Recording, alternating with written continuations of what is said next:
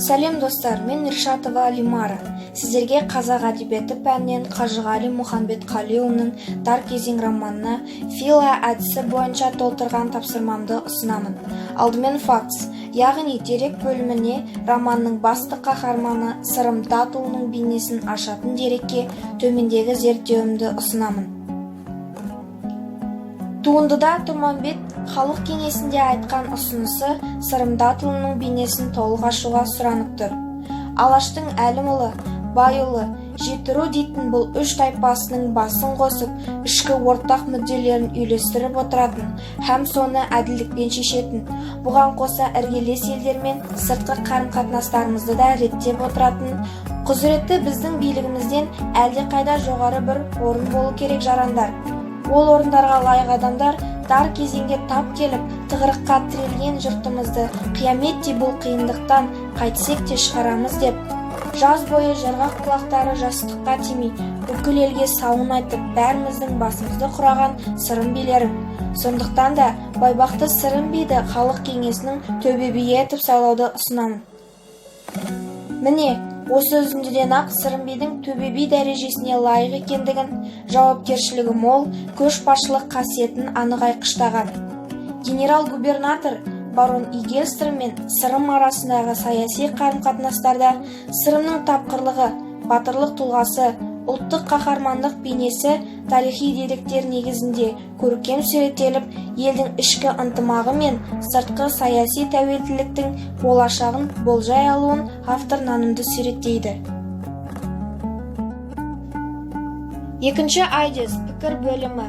Сырым Датұлы Ресей патшасының саясатына қарсы күрескен кіші жүз қазақтары көтерілісінің көрнекті басшысы, атақты батыр, әйгілі шешен. Өз пікірімді нақтылай түсетін үзіндіні шығармадан да дәлелдей аламын. Байұлының бас биі Тұрманбеттің үйіндегі қонағасыда отырған Алдар бидің сауалына Сырым бидің қайтарған жауабы: «Қарадан хан болсам, халқым қалаған шығар. Айырдан нар болсам, атам қазақ үлектей жараған шығар. Жоқтан бар болсам, құдайым қараған шығар. Атадан ұл осса, еректігі болар. Анадан қыз осса, зеректігі болар. Заманға да сол керектігі болар».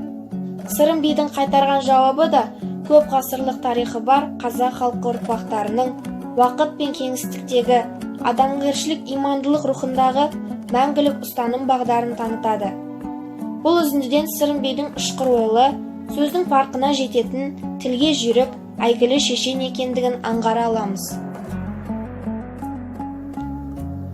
Ал үшінші learning issues, яғни сұрақ бөлімінен сұрақтың 5 түрін алып қарастырдым. Алдымен қарапайым сұрақ: Сырым Датұлы кім? Түсіндірмелі сұрақ: не себепті Сырым батыр кіші жүз руларының басын қосып, оларды жорыққа дайындады? Бағалау сұрағы: Сырым Датұлы бастаған ұлт азаттық көтерілісінің тарихылық маңыздылығына қандай баға берер едіңіз? Болжам сұрақ: Сырым Датұлы барон Игельстрның саясатына қарсы шықпағанда, кіші жүздегі халық жағдайы қалай болар еді? Жорамал сұрақ: Сырым бидің халық кеңесін өткізудегі басты мақсаты қандай?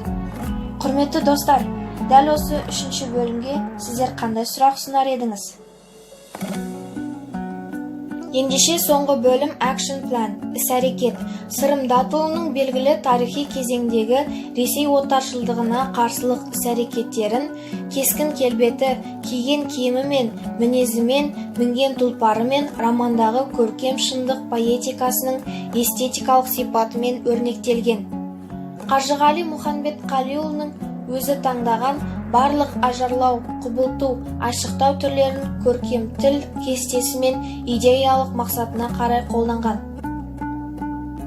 Мысалы, Сырым би қабағынан қар жауғандай аса суық жүзбен айналасына назар салды. Қоңыраулы нардай зор тұлғалы Сырым би деген үзінділерінде автор теңеу тәсілін қолданған.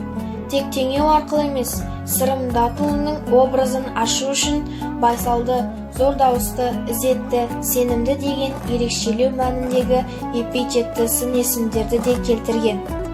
Сонымен қоса, шығармадан әр алуан тақырыптағы мақал-мәтелдер мен тұрақты тіркестер, қанатты сөздерді де көп кездестіреміз. Туындыдағы қазақ халқының бойындағы ерекше қасиеттерді, ұлттық құндылықты, болмысты танытатын айрықша пайымдаулар, батырлар мен билердің ерекше сөйлесу шеберлігі, көнеден келе жатқан тарихи архаизмдер, әскери терминдер ұтымды қолдануы, сөз парқын жетік меңгерген қаламгер стилін аша түседі.